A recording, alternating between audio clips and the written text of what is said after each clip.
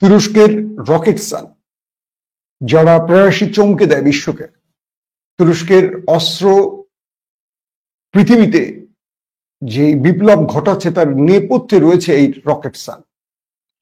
তুরস্কের ইস্তানবুলে আন্তর্জাতিক অস্ত্র মেলায় তুরস্ক এবার নতুন করে হাইপারসোনিক মিসাইল উদ্ভাবনের পর সেটা বিশ্বকে দেখালো।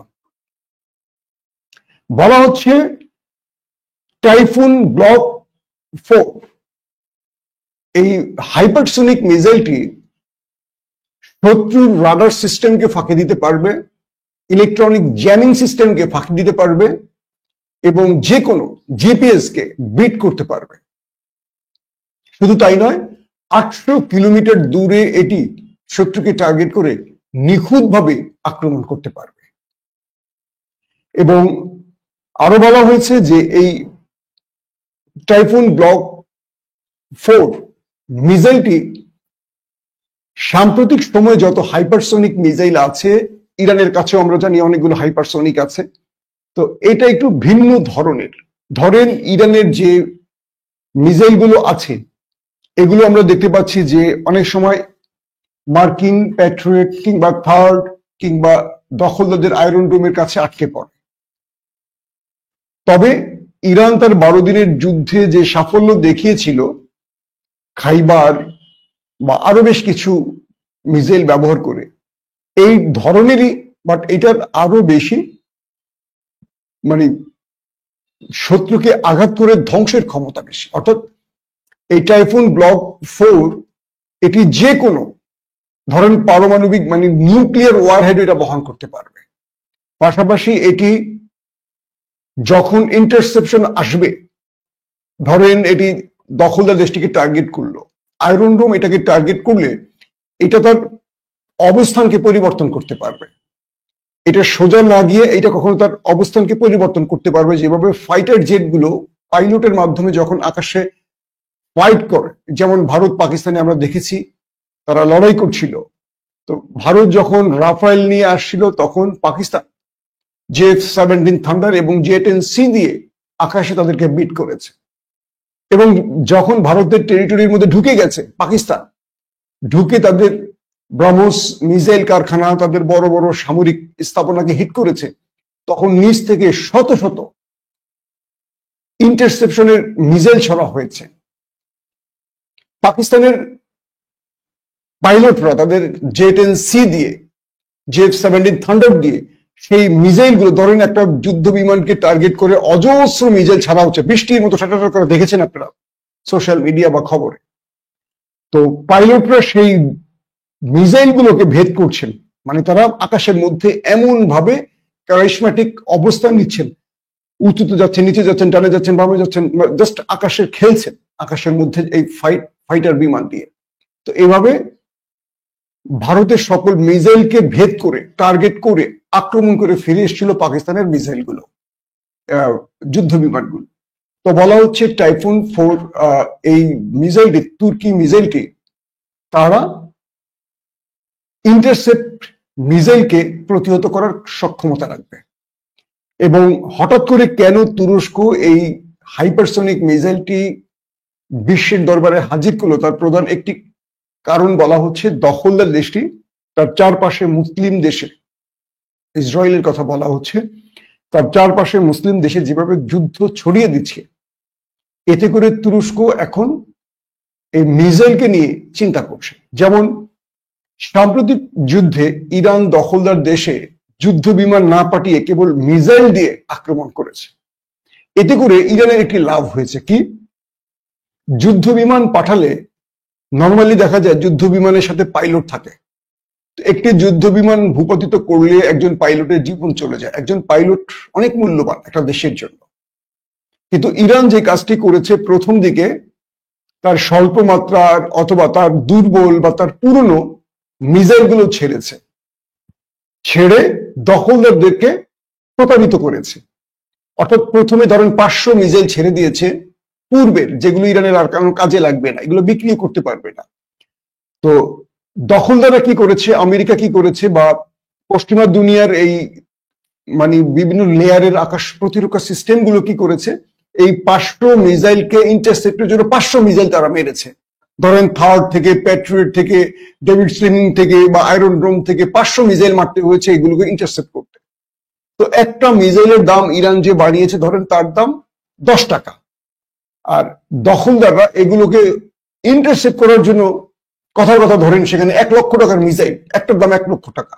তো এইভাবে 500-600 দুর্বল মিসাইল মেরে ইরান প্রতিহত করেছে ওদেরকে।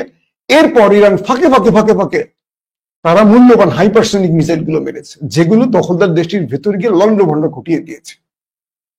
তো ইরান যে কাজটি করতো, যে 500টা যখন মিসাইল মারে তখন ওদের ব্যাটারিতে শেষ হয়ে যায়, তখন আবার নতুন করে মিসাইল আপলোড করতে হয়। এই আপলোড সময়টা নেয় প্রায় 11 থেকে 12 মিনিট।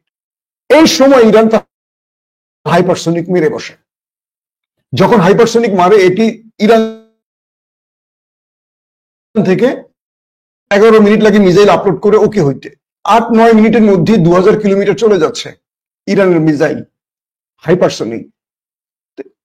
এই থেকে তুরস্ক একটা ভালো শিক্ষা নিল, সেটা হলো যে তাদের কাছে যে যুদ্ধ বিমানগুলো আছে, এখন এই যুদ্ধে যদি তারা মিসাইলকে আর একটু আপডেট করে, অর্থাৎ যেভাবে এখন যুদ্ধ ছড়িয়ে আসতেছে বা দখলদারা মানে ইসরায়েল যেভাবে তুরস্কের সাথে মুখোমুখি হচ্ছে বিভিন্ন ক্ষেত্রে, তারা এখন ইরানের মতো মিসাইলকে এগিয়ে নিতে চাইছে। তাই তারা এই টাইফুন ব্লক 4 হাইপারসনিক মিসাইলটিকে তৈরি করেছে এবং এটিকে আগামী বছর 26-এ তুর্কি সামরিক বাহিনীতে হস্তান্তর করা হবে।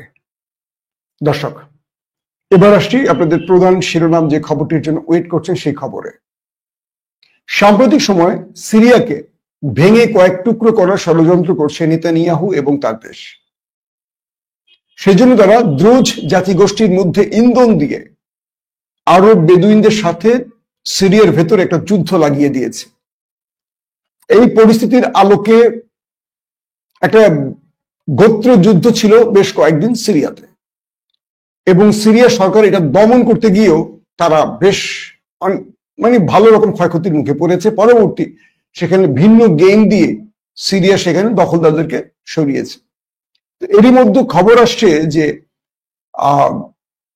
তুরস্কের পছন্দের যে ব্যক্তি আহমেদ আল সারার, অর্থাৎ যাকে আমরা জোলানি বলি,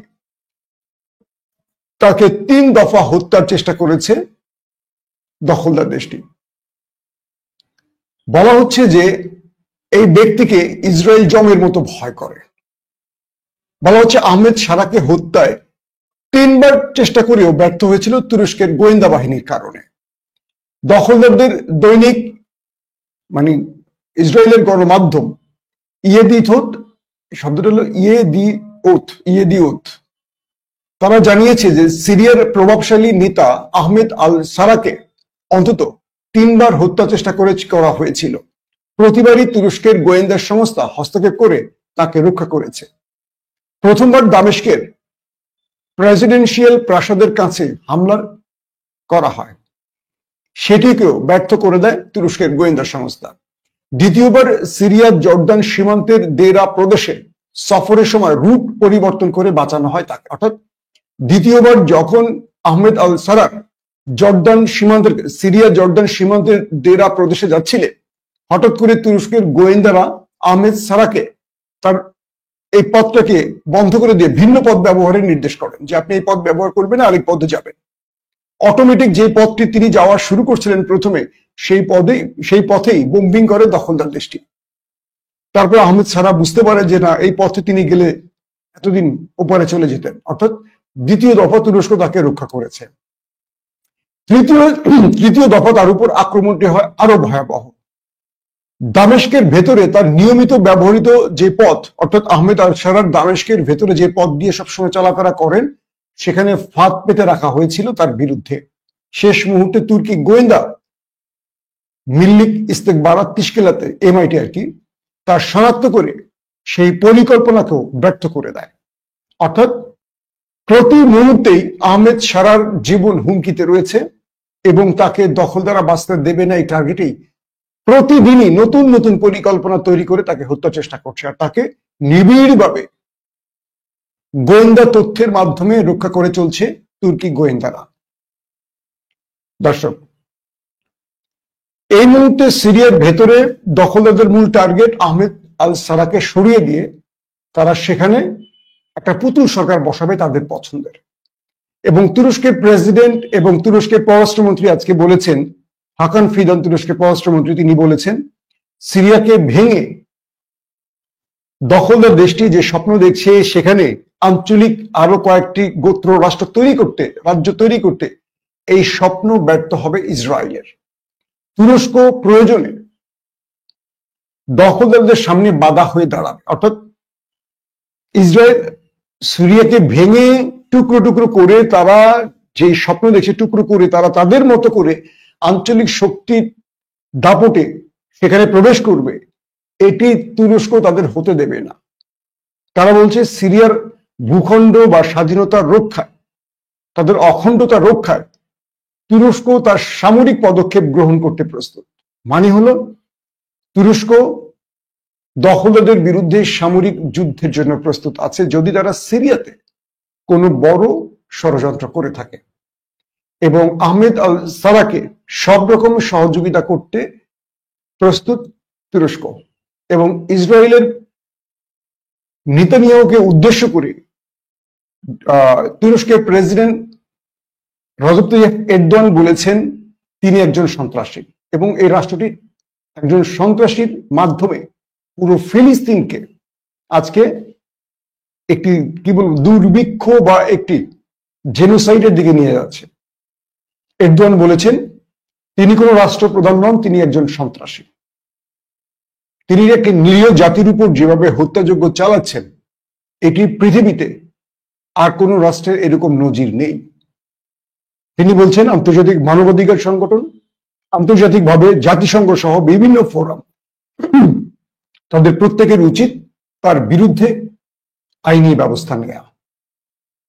তুরস্ক তার কূটনৈতিক চেষ্টা অব্যাহত রেখেছে ফিলিস্তিন থেকে দখলদারদের সরিয়ে নেবার এবং এই যুদ্ধ বন্ধের, কিন্তু মিস্টার ডোনাল্ড ট্রাম্প তার প্রিয় বন্ধু নেতানিয়াহুকে বারবারই রক্ষা করে চলছেন। তবে সিরিয়াতে আক্রমণের কারণে মিস্টার নেতানিয়াহু বড় রকম বিপদে আছে। ডোনাল্ড ট্রাম্প তাকে ফোন করে সরাসরি হুমকি দিয়েছেন, বলছেন তোমার পাগলামির জন্য, তোমার স্বেচ্ছাচারিতার জন্য আমাকে আমার জাতির কাছে, বিশ্বের কাছে বারবার জবাবদিহি করতে হয়। অর্থাৎ সিরিয়াতে যে আক্রমণটি করেছে, এই আক্রমণের জবাবে নেতানিয়াহুকে ডোনাল্ড ট্রাম্প এই ভাষায় বলেছেন। এবং সিরিয়াতে আক্রমণের জন্য এবং ফিলিস্তিনে আক্রমণের জন্য সৌদি আরব এবং সৌদি আরবের ক্রাউন প্রিন্স মোহাম্মদ বিন সালমান এবং তুরস্কের প্রেসিডেন্ট রজব তাইয়্যিপ এরদোয়ান দুজনেই দখলদার দেশটির সমালোচনা করে বলেছেন আগামীতে যেন নেতানিয়াহু এই ভুল না করে।